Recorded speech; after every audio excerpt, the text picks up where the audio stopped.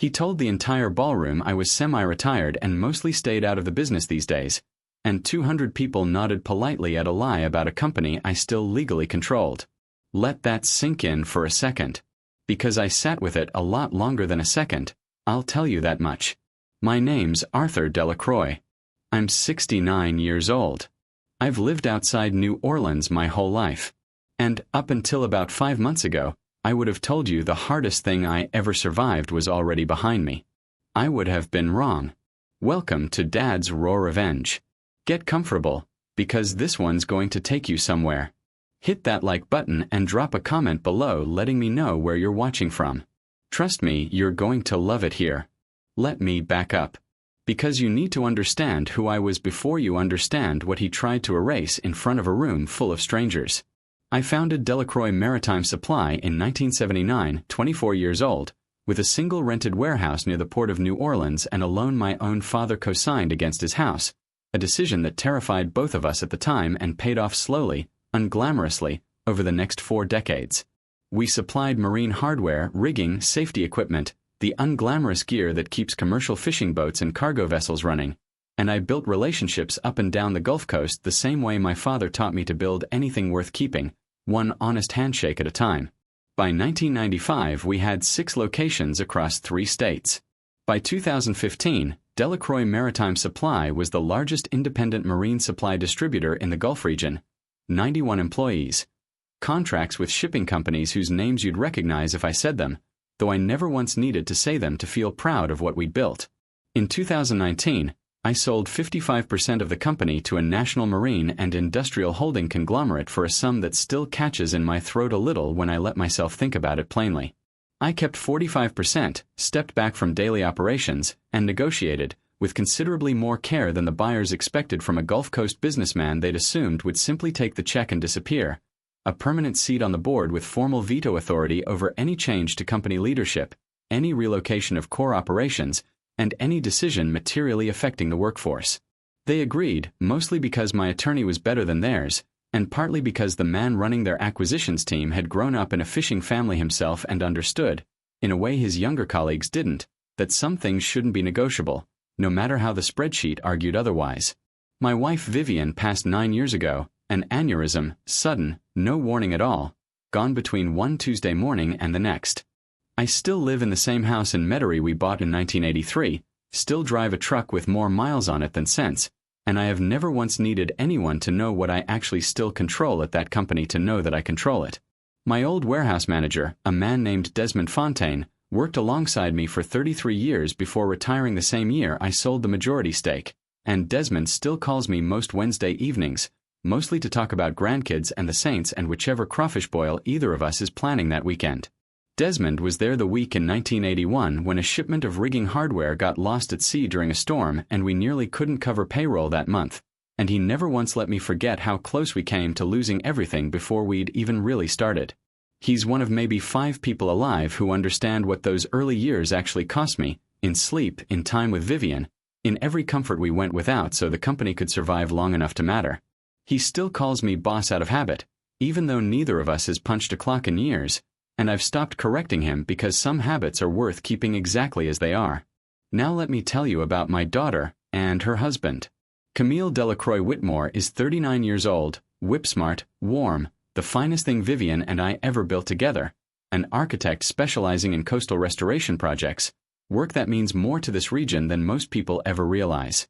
9 years ago, she married a man named Grant Whitmore.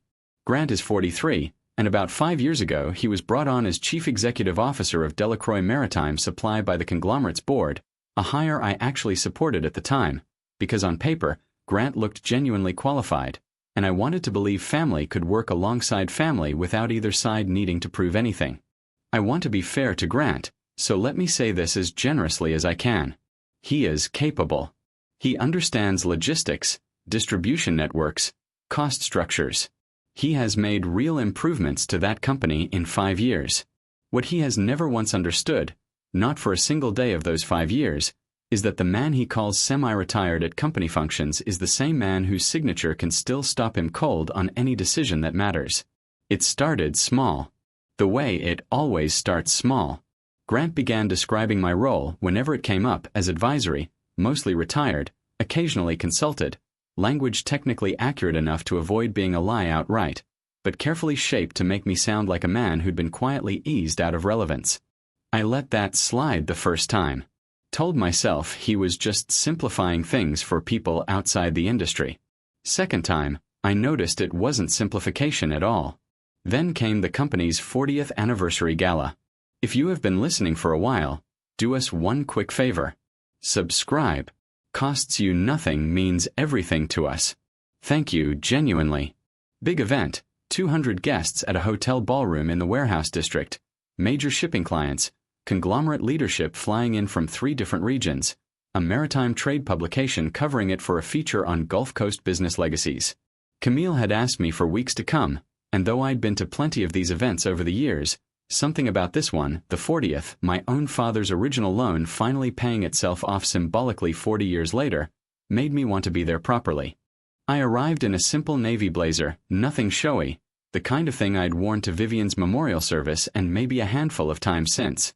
I found Camille near the entrance, hugged her, told her the venue looked wonderful, and made my way toward a quiet corner near the windows overlooking the river, content to watch the room fill without needing to be the center of it. Grant found me about half an hour later, drink in hand, that smooth, easy confidence he wears at every company function, and guided me by the shoulder toward a cluster of conglomerate executives and the trade publications writer, a sharp-eyed woman with a small recorder clipped to her jacket. I should say, for fairness, that Grant has never once been unkind to me in any deliberate way across 5 years. He remembers my birthday, asks after my health with what seems like genuine concern, has never once been anything but pleasant at family gatherings.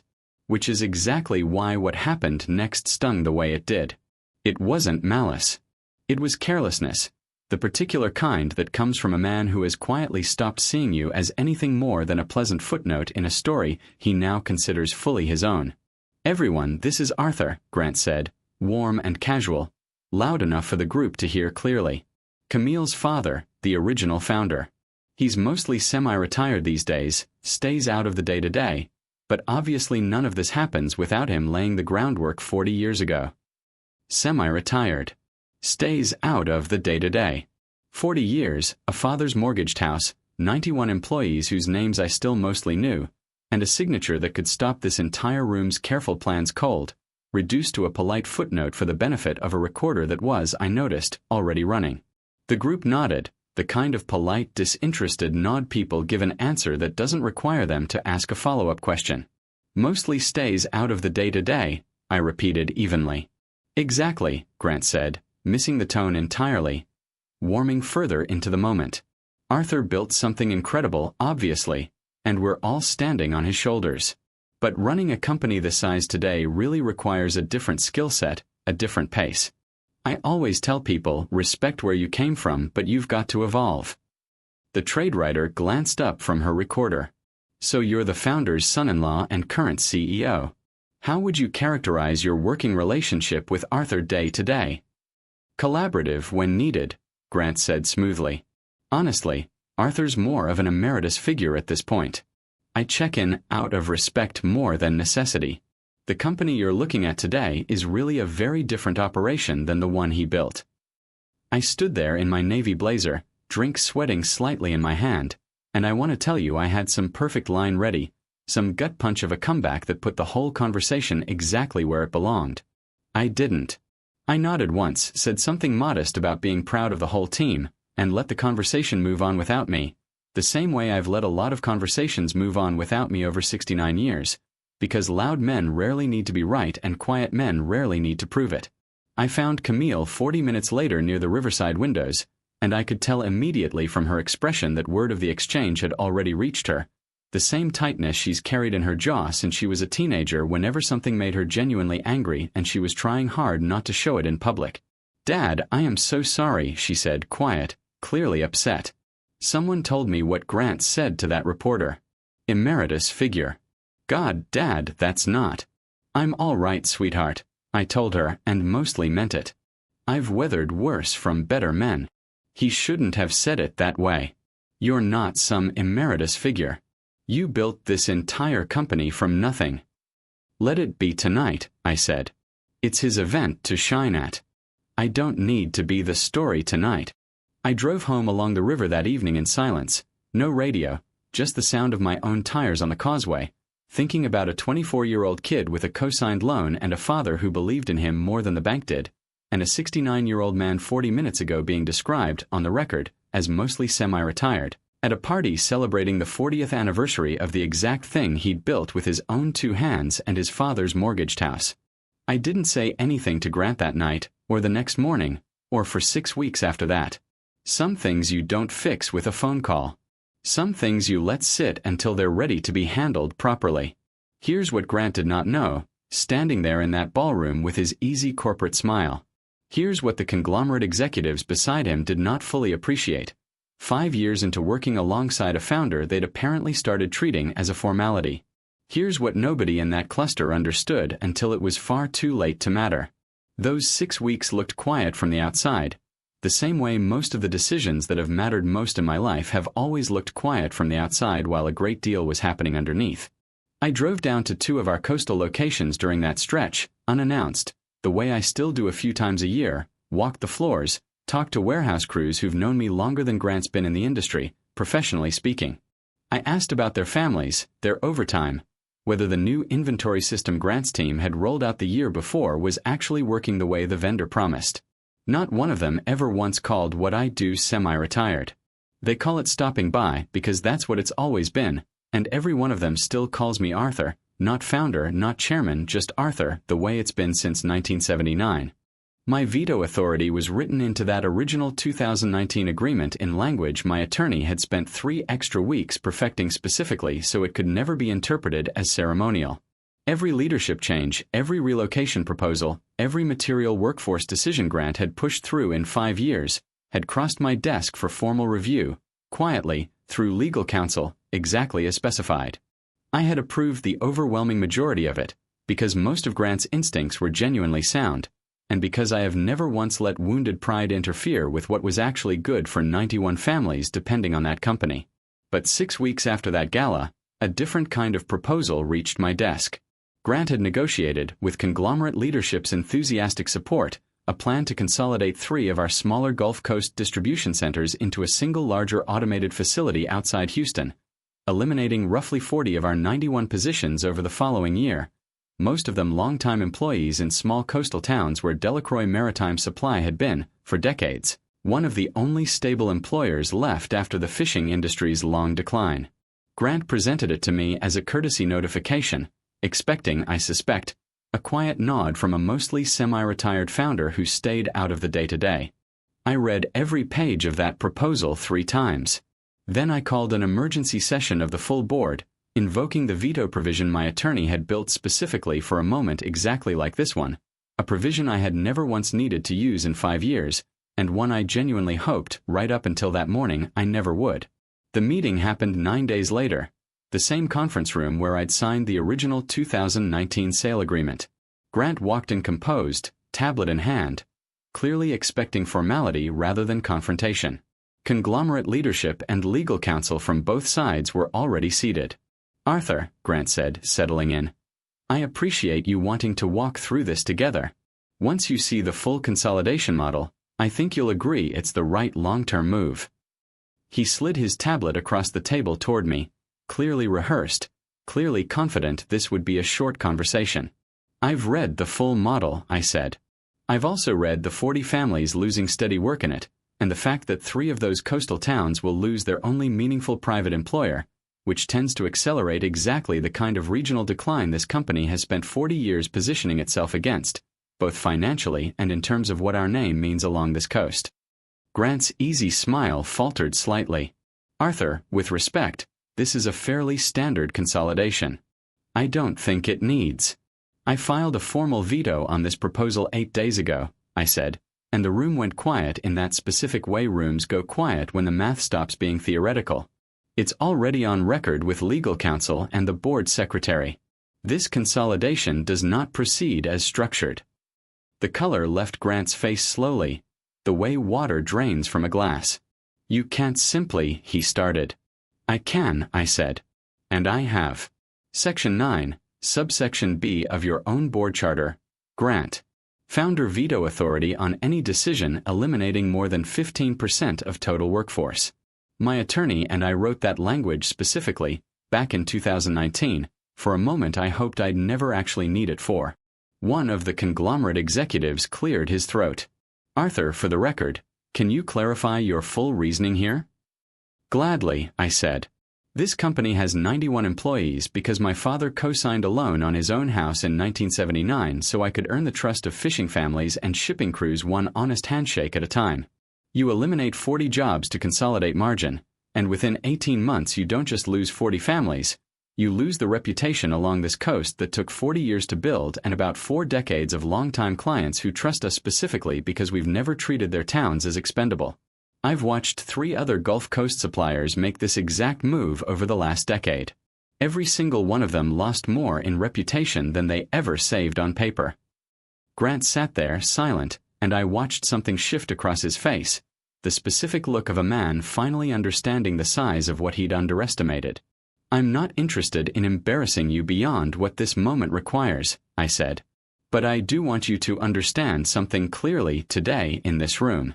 You didn't inherit a company that runs on autopilot. You inherited a company a mostly semi-retired founder still holds the legal authority to protect, precisely from decisions like this one. That authority was never a formality. It never will be. The room stayed silent. Grant's mouth opened, closed. Here's what happens next, I said, turning to the full board. We explore consolidation alternatives that preserve our coastal footprint. I have 2 specific proposals I'd like operations to model over the next 30 days. And going forward, any workforce decision at this scale comes to me directly and formally, well ahead of any courtesy notification. The board voted 7-1, grant the lone dissent, to table the consolidation and pursue alternatives instead, a result that seemed to surprise Grant more than anyone else in that room, though it shouldn't have. I stood, buttoned my blazer, and walked out of that boardroom without looking back. Camille called that night. I let it ring twice before answering, mostly to check whether my hand would shake. It didn't. Dad, she said, careful, tight. Grant told me about the board meeting. He's rattled. Says you blindsided him in front of everyone. A pause. I want to hear your version before I decide what I think. That's fair, I said, and I appreciated that more than she probably realized, because plenty of people in this story hadn't bothered asking before assuming. I saved 40 families' livelihoods and told the truth in a boardroom, I said evenly.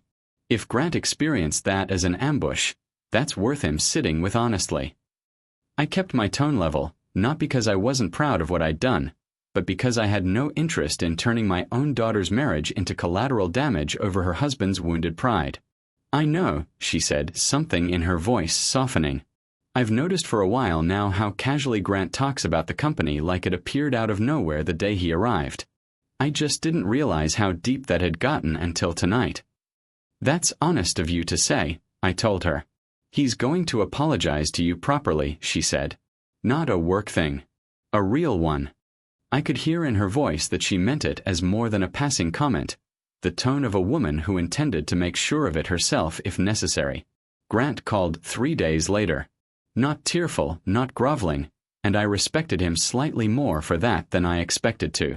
Arthur, he said, I've had time to sit with the gala and the board meeting both. I was wrong about how I talked about your role, and honestly, I think some part of me has been trying to shrink your presence in this story so I'd feel like I'd earned my own place in it more fully. That's not fair to you or to Camille. I appreciate you saying that plainly, I said. I meant it. Self-awareness has never been Grant's strongest instinct in my experience, and hearing it from him plainly, unprompted, counted for something real in my estimation of him going forward. I'd like to actually learn how you built this, the real version, not the courtesy briefing version, he said. If you're willing. I'm willing, I said. But understand, this isn't ceremonial. If you want to learn how I actually built this company, you learn the slow, unglamorous parts that don't show up in a quarterly report. I'd like that, he said, and for the first time in 5 years, I believed him completely. There was a plainness to how he said it, none of the polish he usually wraps around every sentence at company functions, just quiet, slightly uncertain honesty, The kind I recognized because it's the same tone I probably used with my own father decades ago, back when I still had far more to learn than I had the sense to admit at the time. I'll give you the rest quickly, because you've earned it same as I did. The consolidation never happened as originally structured. Operations came back 30 days later with an alternative plan preserving all 3 coastal locations while modernizing equipment gradually, projected to achieve nearly the same efficiency gains without a single forced layoff. The trade publication ran their feature the following month, leading not with Grant's polished headshot but with a black and white photograph of my father and me standing outside that original rented warehouse in 1979, a choice the writer told Camille she made because, in her words, the real story along this coast was always the man who built it, not the man managing what he built. Camille mailed me the printed clipping herself, cut out neatly and tucked into an envelope with a handwritten note that read only, "Told you so, Dad," which made me laugh out loud alone in my kitchen longer than I probably should admit to on camera. Grant and I have lunch most Fridays now at a small po' shop near the original warehouse site, and he asks real questions these days, the kind that take real time to answer, about client relationships built over decades rather than quarters, about the handful of near misses in the 80s and 90s that nearly sank the whole company before either of us fully understood what actually mattered in this business. Camille tells me it's the healthiest her marriage has looked in years, which surprised me more than nearly anything else in this whole story, that protecting 40 strangers' jobs somehow also helped protect something inside my own daughter's home. Desmond called me the Wednesday after that board meeting, having heard about it through a cousin who still works the Homa location, and he laughed so hard down the phone I had to pull it away from my ear. 69 years old and you finally pulled that trigger, he said. I was starting to think you'd forgotten that clause existed. I told him I hadn't forgotten a single word of that agreement in 5 years. I'd simply never had a reason to use it until somebody handed me one. Desmond said that tracked, and then spent another 15 minutes describing a redfish he'd caught that he swore was pushing 30 inches, which I did not believe for a second and told him so plainly. I still live in the same house in Metairie.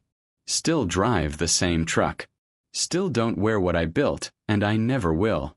But this company, every honest handshake it was ever built on, every family along this coast who still has steady work because 40 jobs stayed exactly where they belonged, was never something anybody needed to call semi-retired to make it small enough to feel comfortable standing next to.